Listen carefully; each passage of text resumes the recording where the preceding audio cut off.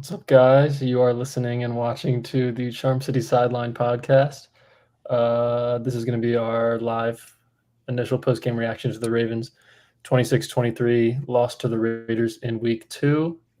Definitely not what we were anticipating or what we were hoping for. Um, Zach, I guess we'll start with your initial thoughts here. What's in your mind? The initial thought is I really hope we're not fully back to this choke job stuff. Like, we can call a spade, but dude, today was rough. Like, we were up by 10. You're supposed to win that game. It's supposed to be all right, get one stop here and let's get out of here. Like, hey, win on to next week. That's what we usually do. That's what we handled the last, I don't know, season or two probably. And it feels like that bug just kind of bit us again. Like, all of a sudden, we have a great drive with Derrick Henry really flowing. He's getting big touches. Um, and then the drive that the Raiders got, I think the next drive, Devontae and Brock Bowers is just back and forth. Hey, we're going to dominate. Hey, I got a big pass. Hey, big chunk up until the very end. Where Devontae ends up scoring, but that kind of weaker defensive pass interference call kind of sucked. But overall, you can just point to two dudes that whooped our butt, and that's Devontae Adams and Brock Bowers.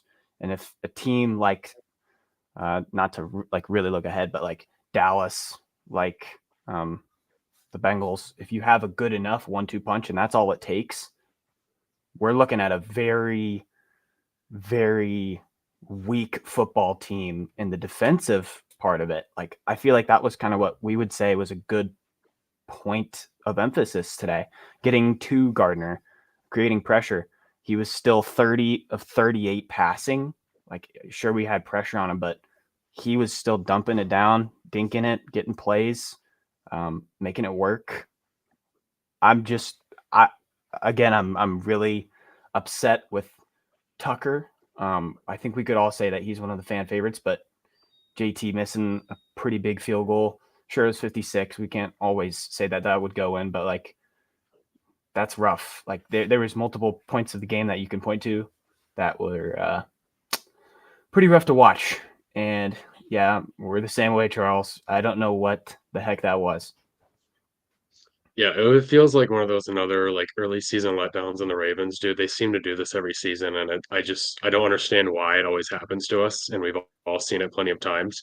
And of course, once again, it was Gardner Minshew just with his other team. All around, this game was pretty bad today. Like the Ravens didn't play super well. The first half, they were pretty much just not doing anything. I mean, they had literally like 2 or 3 field goals in the first half. But I mean, the second half, they really got it going at the offense for some sort, and they kind of put up some touchdowns, which was nice to see.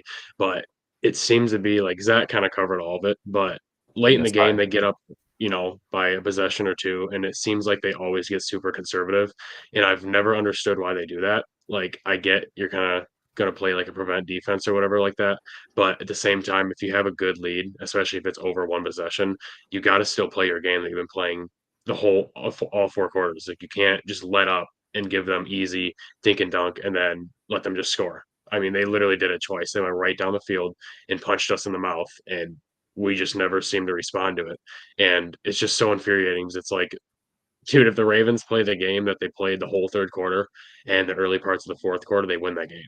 yeah. Like they just completely played different towards the end of the fourth quarter and the second half of it, and it lost them the game. I mean, they just let them go right down the field, punch them in the mouth, and they just took it. And I just don't understand how it happens. And I'm at a loss for words right now of who to put this blame on. But coaching's a big part of it. I mean, you cannot be this juggernaut team, Super Bowl contender, and year in and year out have these letdowns against teams that, quite frankly, you should put an ass whooping on. And it's just insane to me how it works like that. And I get it's football, it's any given week that any team can beat anybody. But at the same time, this is a trend with the Ravens, and they've done it plenty of times before. And like Zach mentioned, it's like this weird bug that always gets us. And I just hope that it's not like a preview of what's in store for us this season, because that would really suck. And like we're going to talk about through this episode, it only gets harder from here. I mean, those 2 first games, you had to at least win one of them, especially today's. And from here on out, the next 3 weeks, you have 3 very good teams. And if the Ravens don't clean this up and get this monkey off their back in the early season 0-2 letdown, it could get ugly pretty quick. Yeah, I agree with basically everything both of you said.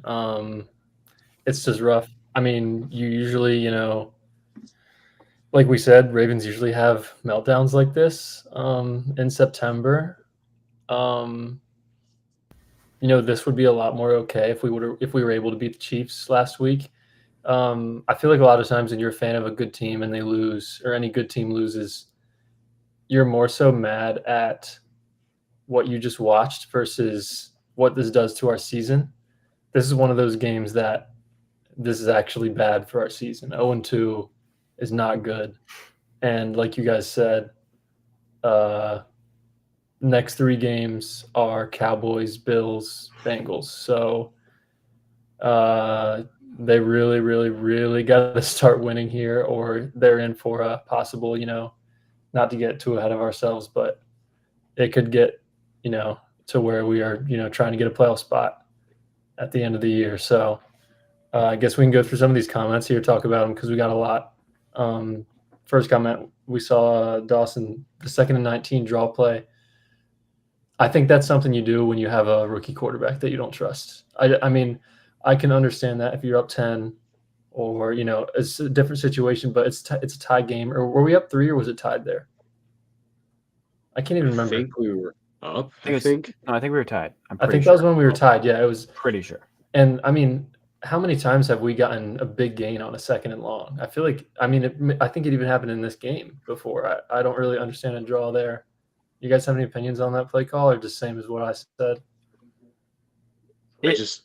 I don't get how I don't have a direct answer to that question, but it's crazy because in these situations we've seen before with these letdowns against these teams, much like the Colts with Gardner Minshew last year, there's like a common trend that the offense gets super conservative and starts just very questionable play calls, like on the offensive side, where they're like not trying to gain yardage and not trying to push the ball downfield, and they're getting very conservative. They'll run the ball on like a 2nd and 13, and it's like you're trying to keep a lead, and it's like still play your game, and then like the defense will like let up and they'll just let these teams gash them for like 15 yards at a time, and it's like it just doesn't make no sense to me how it's like the team as a whole, it's not just like this or that, it's just the defense gets super like they like just let up and the offense gets super conservative, and I don't know what that correlates to. I don't know if it's a direct correlation to our head coach, but yeah, like a draw play on 2nd and 13, it's like I don't know, even I don't even know what you're trying to do at that point.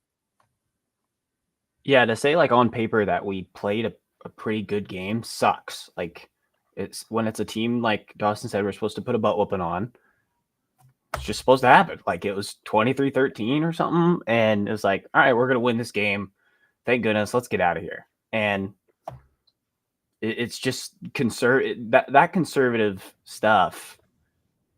It won't win you, 3 or 4 games in a row in the playoffs. Like it can't win you a game in the playoffs. It's when you find a better team like that, I love what you said, Brad, like, or a worse team, I guess.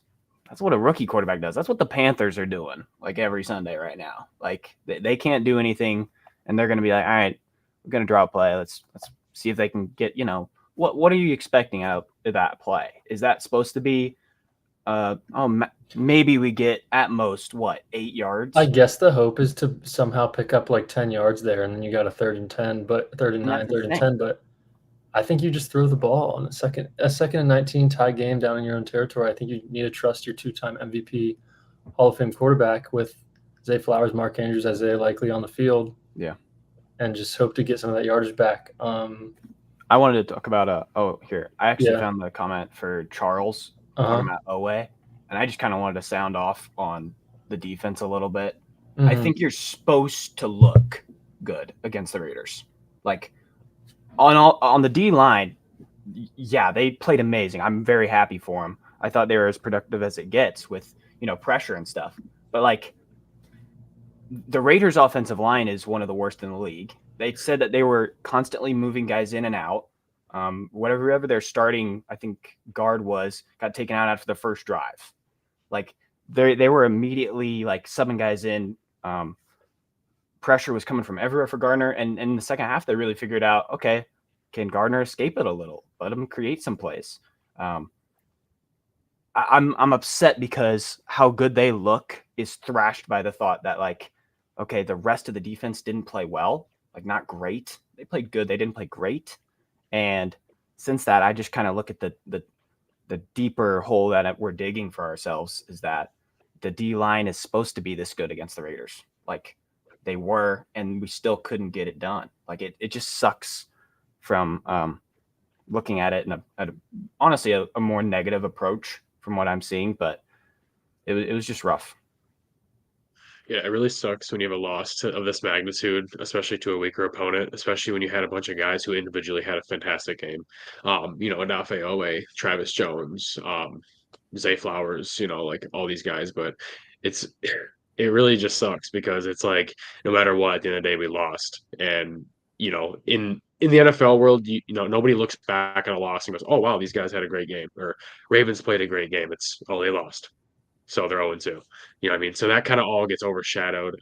And it's just kind of unfair, but it just sucks because like there is a lot of takeaways from this game that we can take and we can enjoy. Derrick Henry played a phenomenal game. He was included a lot more. They ran some different looks at them and stuff, and it worked. Zay Flowers had an incredible game, and all these guys individually, like I just mentioned, had a great game. But the only thing we can look at is they lost. So we got to move on to week 3 against a pretty tough Dallas team.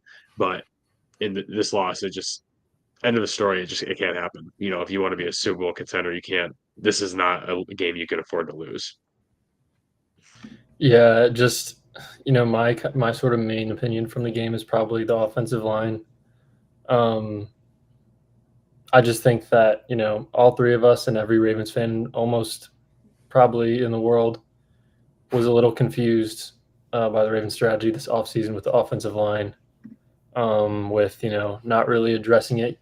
You let Zeitler walk. You trade Morgan Moses to the Jets. You let John Simpson walk. That's 3 starters, and you replace them with basically a rookie and Andrew Voorhees coming off surgery. Daniel Falele, who was a tackle in college at right guard, and then you got McCary / Rosengarten at right tackle. I just think it's not a recipe for success at all. And we talked about this in the summer. A lot of really smart people talk about offensive line being the most important position group besides quarterback in the NFL, even in college football. And the Ravens just did not act like that this offseason. They almost acted like it was the least important position on the 53-man roster. And it was perplexing. I think we kind of trusted EDC in the front office that they knew more than us. And maybe they do. Maybe it ends up working out down the road. But these first 2 games, the O-line has looked really, really poor to me. Which is crazy too. You mentioned how they kind of just looked at the offensive line like it's not a big worry, especially when you bring in a running back like Derrick Henry, who's 30 years old and he's a bell cow back and he's a top 5 running back in the NFL. It's like, what do you think, like outside of bringing him in, offensive line would be the number one position that you would have made sure to solidify and make sure you trust it moving forward and Mm-hmm. what you're getting from it rather than the biggest gamble on the team with 3 guys who you don't even know what you're going to get from. It's just, to me, and I'm not throwing shade at Eric DeCosta at all because he's a phenomenal general manager and he's put a great team on paper for the past, however long he's been here. But it's like, that's poor roster management to me as far as like building the O line. Like I'm all for letting the young guys, putting your faith in them and trust and hoping they can develop and become great. But at the same time, it's like you're in a Super Bowl window right now with a quarterback who's a star quarterback. You just brought in a star running back. Like you have your number one receivers on a rookie deal. It's like these are the times when you got to make sure like the offensive line, if any, is solidified because that's, like you guys mentioned, probably the most important position on the field to a lot of people. The trenches, you win or lose in the trenches, and today we lost in the trenches. Max Crosby just absolutely took that game in his own hands, and it was awful. But so it's very crazy to see how the Ravens are just like okay with putting this offensive line out there, and it's too late to add any stars, of course, unless you trade for somebody. But yeah, it's gonna suck this season to see it at times because that offensive line is gonna cost us heavy, and I think today was one of the days it did. Yeah, I like the talk of firing like Harbaugh and Tucker. I'm not necessarily siding with either. I think right now in the NFL, kickers are at a big like plus. Like I feel like all of them are really kicking butt in the league. No one's really stood out that's like, oh, he's missing these, except Justin Tucker. It's been pretty rough for all of us who've always seen Tucker as this guy who's like, hey, if he trots out there, we don't even have to look. Let's go to the bathroom real quick and come back, and there'll be 3 more points on the board. Like, it's pretty rough. I think with since the NFL is like this right now, it hurts a little bit more. Last year, it wasn't as big of a deal because as the year went on, we noticed Tucker missing those 50-plus kicks. But something like today, if he had made that 56, it's an entire different outcome. The entire game's completely flipped. They don't start with good field position. It's just a lot of, what ifs that I'm thinking of right now. I think the challenges from Harbaugh were rough. They were really terrible. bad. I think Lamar was really, really upset about the first one. Like, he's like looking at the sideline like, what are we doing? That was obviously a drop from Zay. I think the Devontae one was kind of questionable. They were hurrying it up to make it even look like it was kind of close, which was smart on the Raiders with that Devontae catch. And I don't know. I guess any other coach would also do it, but I don't know who's telling him to challenge or if it's just his eye. Usually like a team or a professional team of this caliber would have someone else up in the stands, like quickly looking and figuring out, throw the freaking flag, like telling people down the sidelines, hey, throw challenge flag. But yeah, I don't know. I think if I blamed one person, it's coaching, which sucks because I'm usually a big advocate for that. But on the other hand, we had 9 penalties today. That's inexcusable. The Raiders, maybe had 3. They played a really clean game, and that's how you beat teams. It's not necessarily how you beat the best teams because you just don't get those type of games a lot. You don't get games where you have less than 4 or 5 penalties. That's just the NFL in general. So to me, it was a lot on Harbaugh. But stuff like the Tucker stuff, even seeing Derek play as good as he did today, it just kind of stings in a weird way. Starting 0-2, we talked about on the preview that this was kind of a must-win. It felt like that, and dropping it in a very dramatic fashion means either the whole team is going to have to really pivot here into these next few weeks to show, hey, we're not actually just going to keep falling over and crapping our pants. We're going to stand up and at least compete for a playoff spot at this rate. You got to show some life. It was rough. Yeah, especially since the expectations are so high this year. I mean, just the expectations are there for this team. And, before the season, you ask pretty much anyone who's not a straight up Ravens hater, anyone with a general mindset of the NFL, they would all say the Ravens ideally are going to lose between 3 to 5 games. I mean, here we are going into week 3 now, week 2 today, and we're already at 2. And it's, the NFL, it's hard to drop a lot of games early because towards the end of the season, it doesn't matter how good you are against a bad team. You're tired, you're exhausted, the team's beat up with, right now this team's the healthiest it's going to be all season, and it's only going to get worse from here. So it sucks dropping too early, especially with the gauntlet ahead of us of 3 games. But I will say though, if we can get through these next 3 games and win at least a couple, I think we'll be okay because the schedule, I'm sorry, does get easier from there on out. It's kind of a weird gauntlet we got early mid-season right here. But if we can get through it, and get through it with a positive record and be above 500, I won't be exactly concerned. But if we drop, 2 of these next 3 games, I will be concerned. I'm not going to lie. I'll be very concerned with this team moving forward. Yeah, I think, if we're going to talk about the schedule here, which I think is a good thing to mention, everyone knows we got Dallas, Buffalo, Cincinnati in the next 3. Do you guys agree that if we can just if we get 2 of those sitting at 2 and 3, I think we would all definitely take that. Mm-hmm. And not to I know we always try to do some positive spins with our losses, but if we're 2 and 3 there, then we got Commanders, Bucks, Browns, Broncos after that. We could easily turn this around. It's more so just, figuring it out. I look at it we got 15 games left. we go 11-4, that's an 11-6. You're in the playoffs. Even probably 10-5 from here on out probably gets you in at the 7 or 6. Bengals Chiefs are playing right now. I honestly don't know what's going on in that game. Same with Steelers. I know Browns got the win today, right? So they're 1-1. But like, they're still going to be an easy, not easy, but we can still win this division. Like it's not out of reach just being 0-2. Bengals been 0-2 the last 3 years, and they're in the playoffs every year. So I just think Ravens got to figure it out. I think they need to figure out right guard. I think everyone agrees that Ben Cleveland deserves a shot. And personally, I mean, I got to watch the film, but I feel like Rosengarten looked a lot better than McCary today, which is something we actually didn't think would happen. Mm-hmm. We all liked McCary going into this game, but I think you go with Rosengarten and Cleveland on the right side starting next week.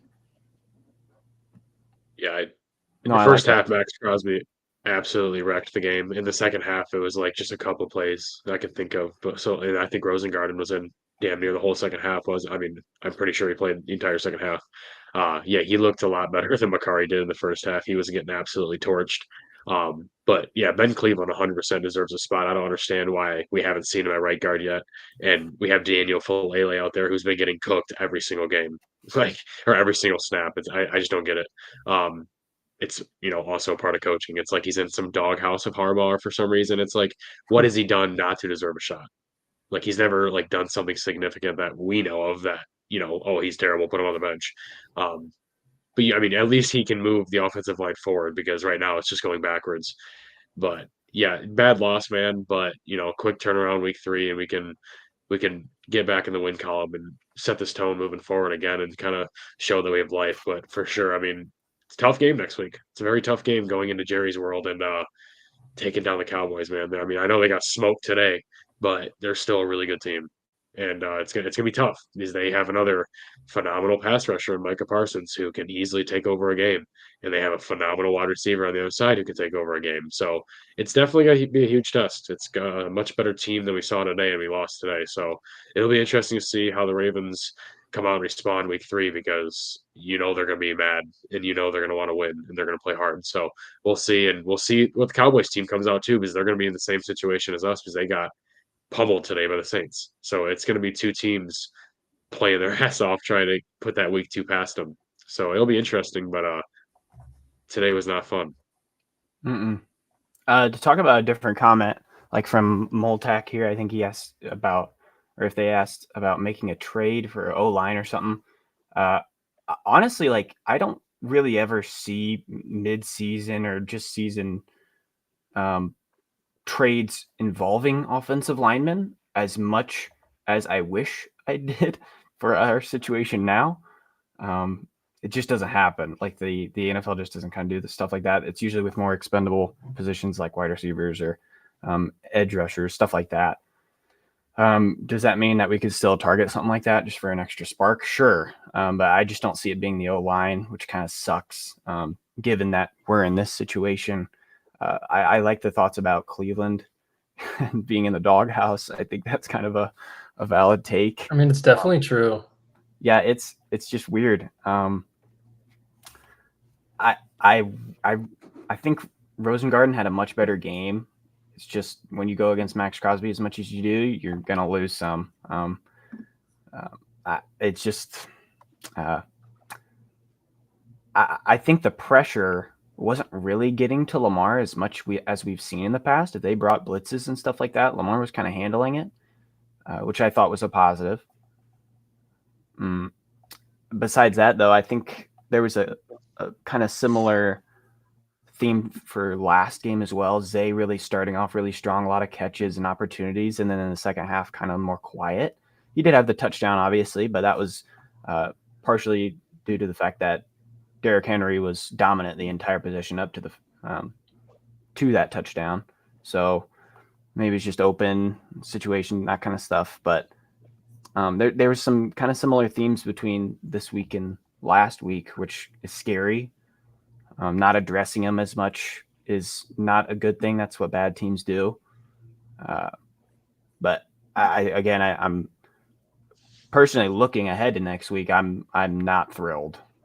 Cowboys are not something to just kind of laugh at and hope that we get a bounce back game, because again, Dawson mentioned it, they're on the same side of it. Like, they just got spanked and they're going to be really pissed off at home again. But it's kind of a similar offense. Devontae Adams and CeeDee, they're kind of like the main guy for their quarterback. Dak's willing to launch that ball. He's got a lot of speedster weapons. And really anything downfield right now for our defense has been a pass interference or a big play given up. It's pretty rough. I don't know if that's Zach Orr or if that's maybe our corners not playing up to their ability, but Cowboys Bills here is not a good two. I'm not necessarily worried about the Bengals yet. What's going on in that game right now? It's 3-3, start of the second quarter, but I'm not necessarily really putting pressure on that game yet. Yeah. But hopefully escaping with 2 wins is absolutely ideal, but I could definitely see us dropping one of these next 2 games. Yeah, I just think you look at it like these next, like, you got to win, you got to beat the Cowboys. Because if we're 0-3, then you 100% have to beat the Bills and the Bengals. Like, I think is the season over if we're 1-4? I don't think it's over, but it's gonna be really tough. I think the Saints were the last team I can think of that started off really bad and then somehow made the playoffs. And that was a long time 1-4. ago. That's going to be really tough to rebound, especially with Eagles and the Texans late in the season, and not to mention we just lost to the Raiders, so it's any game, So if we start off 1-4, I'm gonna be very concerned, because then realistically, you maybe have 2 losses that you can afford, maybe. So at that point, you're just holding on to what you have, and that'd be terrible. Yeah. And I wanted to add, like, I felt we talked about the conservative play calling today.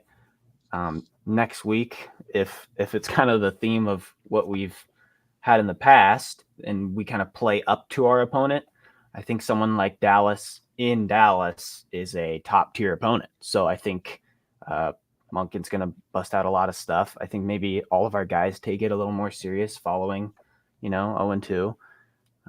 But again, it's the Cowboys. They're high powered, and I think as long as we shut their run game up, which is kind of the theme with them right now, we have a chance. So it's not like it's a very daunting game, like not like we're super negative going into it. But I don't know. It'll be a fun game for sure. I think it'll be the game of the week. I think we talked about in the past, Brady's probably calling it. It'll be fun. It'll be a fun game. Just kind of hard to move past today's this early too. Yeah. Comment here. One thing about Lamar is to stop dropping back 20 yards when there's pressure. I slightly agree. I know that that's probably not what you want him to do every time, but I feel like there's a lot of plays where he does that and he'll hit Zay Flowers for 20 yards on a crosser. And also something I want to talk about, Lamar. Think about how much pressure, and I don't have the exact rates in front of me, but Chiefs and Raiders game, think about the pressure and how poorly the offensive line played. And these 2 games combined, Lamar's been sacked 3 times. Like, that's insanely good. That's pretty crazy, because I feel like it's every single play that they're just in his face and he's literally like fighting for his life. To only be sacked 3 times through all that is pretty remarkable. It's just a testament to what kind of player he is. Obviously, we know how elusive he is and how amazing he is. But it's going to be a concern moving forward with how much pressure is on the offense. Not to mention that we got realistically right now 1 receiver who's doing anything. And I know Bateman made a good catch today.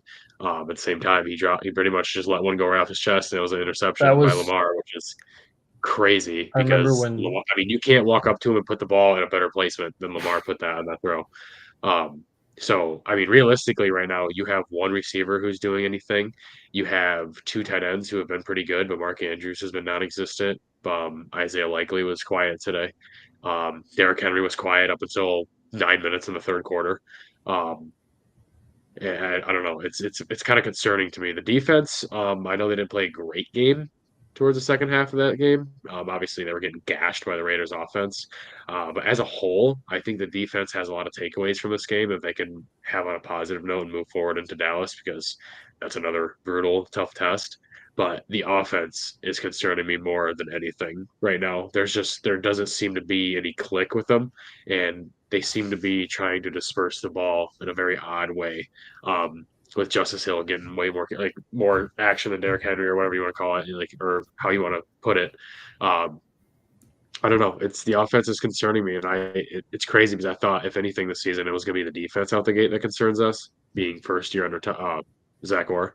But it seems to be the Todd Monken show right now is not clicking, and I have confidence they will. Of course, it happens. It's early season, so you can't overreact right now. But if this happens, 3 more weeks, and we're doing the same thing as we are right now, then there's going to be a big concern. Yeah, Dawson, you talked about the pick that was attempted to Rashad Bateman. At first you think about that, that's a 7-point drop, right? You can also look at it as our offense was starting to get going there. Who knows, maybe we drive down, get a touchdown, maybe in a field goal. You could say maybe that's a 10-point, 14-point drop. Yep. Combine that with the Tucker miss. I mean, every Ravens loss, it feels like they just, whether it's on the defense or the offensive side of the ball, they leave double-digit points on the board from plays that just should not have happened. And it felt the same way today. I mean, you look at the penalties. Zach, you mentioned it earlier. Raiders had 3 penalties for 15 yards. One of them was even questionable. Mm-hmm. And we have 11 for 109. 100 yards of penalties. That's the length of the football field plus a little more from just penalties. That's a whole drive of penalties. And some of them, I mean, we felt the same way about the Chiefs. Terrible. We obviously disagree with some of them. I personally, I'm not going to say my opinion, but they have Gene Steratore on the broadcast, and the roughing the passer, or not roughing the passer, the face mask call, Matabike, Gene said was not a flag. Literally grabbed him right here. He literally grabbed him right here. The pass interference on Brandon Stevens in the end zone, which is basically why they won the game, Gene says was not a flag. So I do think that there's some. I had a big issue with that because the guy who threw the flag was 25 yards away downfield. The guy who was standing right in front of the play did not call it, and he threw it 5 seconds after the play, 25 yards down the field. And it's like, I get there was, all this holding and crap or whatever you want to call it, but Devontae was doing the exact same thing to Steve. They were both doing it. They were both doing the exact same thing. And my issue with those penalties is if the dude 25 yards down the field is throwing it, but the guy 2 feet in front of him is not throwing it, who's looking right at the play, that's my issue because, how does that guy see it better than the guy who's literally 2 feet away? That it just makes no sense to me. And that happens all across the NFL. I'm not blaming this game specifically. That happens in every game, every week. But that there needs to be a thing with that where it's like the guy who's closest needs to have the final say, not the guy who's 30 yards down the field. I really thought they were going to pick it up because they kind of had a long conversation after that flag got thrown. And I think even as a neutral fan, I don't think I agree with that call. I mean, didn't seem like the announcers did. Gene Steratore didn't. But at the same time, can't be in a situation like that against the Raiders. You look back, we're up by 10 in the fourth quarter, right? I mean, I just don't know how that happens to where, Ravens have a 10-point lead, with 12 minutes to go in the fourth quarter. And Raiders get down, kick a field goal, and then they have a 70-yard touchdown drive with 4 minutes left. It's just rough. And we had them – there was that Van Noy sack, right? Had them in a bad situation. Kind of felt like the game was the Ravens to lose at that point. And it's insane. They had third and goal from the 16. Third and goal at the 17, and even worse. They need a touchdown. They got 2 plays to get a touchdown from the 17-yard line, and they found a way to do it. You guys touched on this. Another positive for me. The pass rush looks as good as I can remember it as a Ravens fan, maybe since Terrell Suggs was here. I mean, Owe, Ojabo, Van Noy are getting after it. With that said, the secondary is sort of the opposite of what we're used to. Brandon Stevens has always been a guy to be right there. His man coverage is beautiful. Every single rep of his career. Just the ball skills are not quite there. Humphrey gave up a couple plays, but at the same time, he made a couple plays. That's, it's hard to be a DB in this league, and I think something that was underrated was Nate Wiggins being out today. Probably could have used him a lot.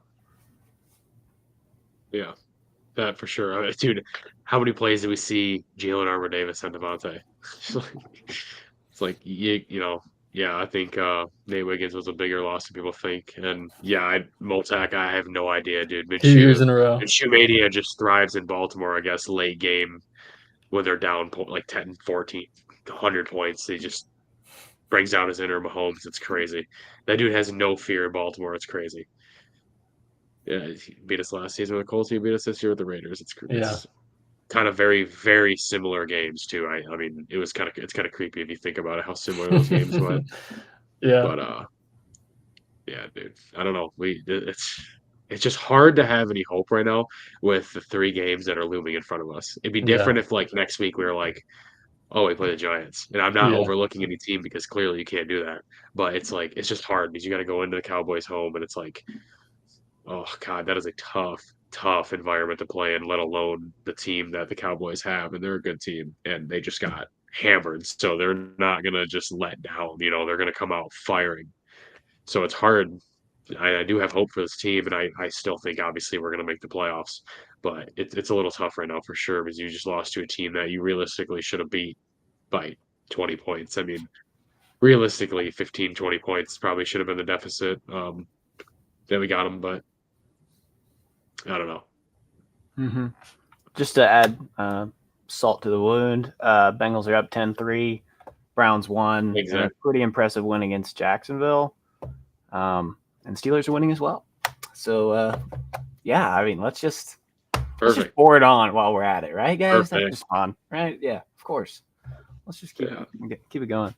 You guys have any other thoughts? I don't think so. No, we have to win next week. Yeah. Chiefs just scored. There you go. All right. Well, as you can see right here, boys. I don't know. Right there. Yeah, look at that. We still got over 20. We still got over 20 people in here. It helps us a lot if you can like the video, subscribe if you enjoyed being here. We'll be back on Tuesday night with another episode. So yeah, like, subscribe. Appreciate you guys coming out. Ravens fall to 0-2, 26-23 loss to the Las Vegas Raiders. We'll see you guys on Tuesday. Peace.